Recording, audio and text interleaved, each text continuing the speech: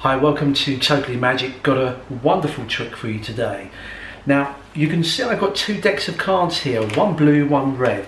Now the red cards we're going to come to in a moment because in there I've marked a card in a most unusual way.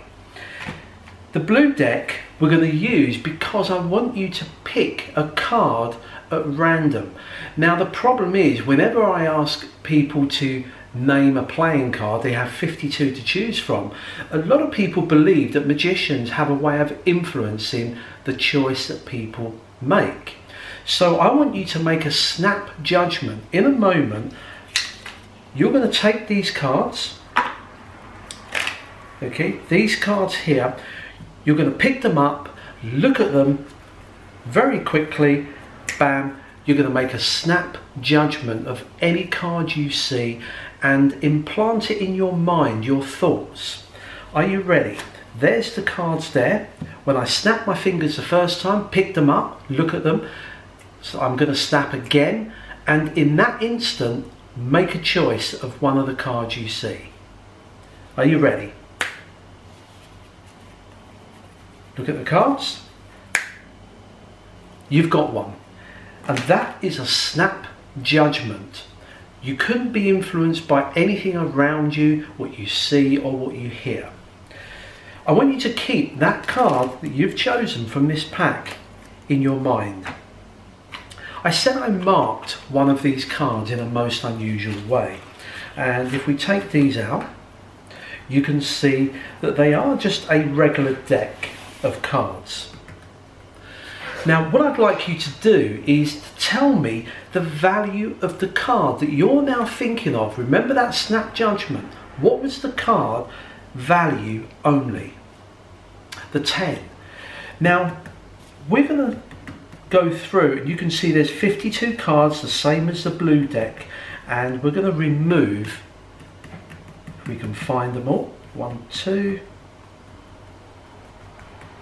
3 and 4 cards. There are the 4 10s. Now at this point it makes my life easy because of course although you could have chosen any of these cards,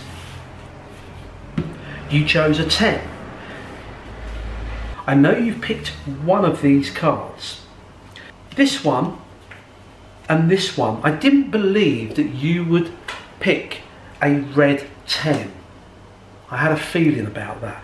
I knew this one wouldn't be the card, and I knew this one wouldn't be the card, and out of these two I had a feeling that out of these this one would not be the card you pick. However, out of all of the 52 cards, you picked any card with a snap decision. It happened to be the 10 of clubs, you tell me. This one is the one that I marked. Here's how the trick works. It's a very simple trick. It's based on a similar trick I did many years ago on the channel, but the downside of that one was that you couldn't actually show the backs of all 4 cards at the end. So this one just adds that a little bit more credibility. Now the reason the trick is called snap judgment is because you do need somebody to choose one of the top bunch of cards from the blue deck. As you probably gathered, we do force that card onto them. Let me just show you how it's set up. 2, 3, 4, 5, 6, 7, 8, 9, 10, 11, 12, 13. There's 13 cards there.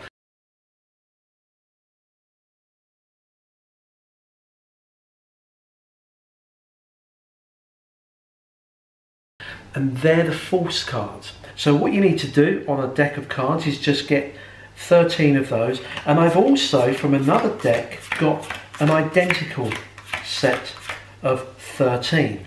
The other 26 are regular. Why have I got 2 sets?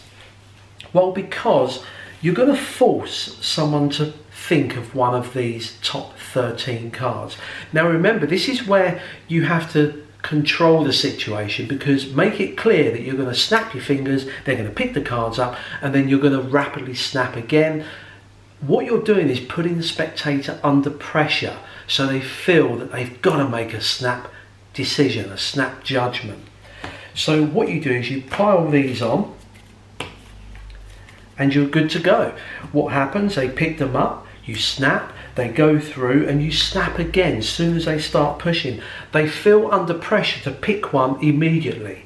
Even if you've got someone that's very rapid, this is why I have two sets, one on top of the other. If someone does go very rapidly past the top 13, they're going to get into the second part.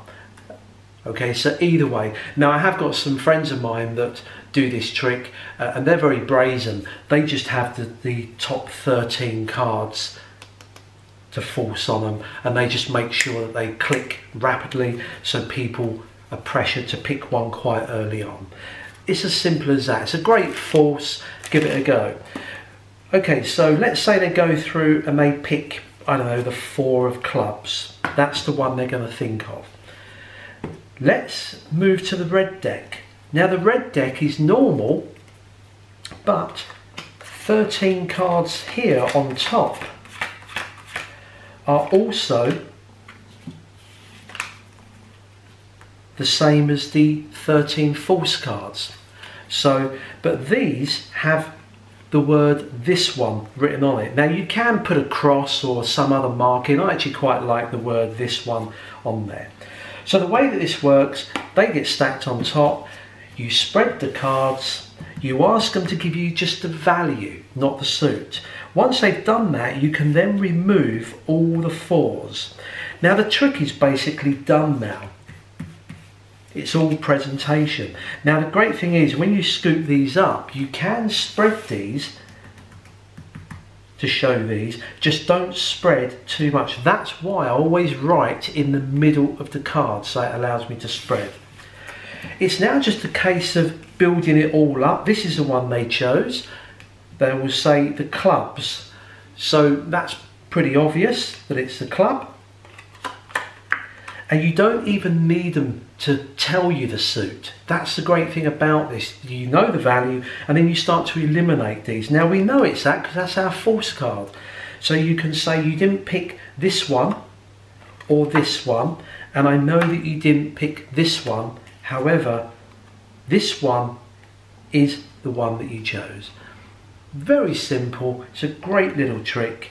Give it a go, practice and enjoy.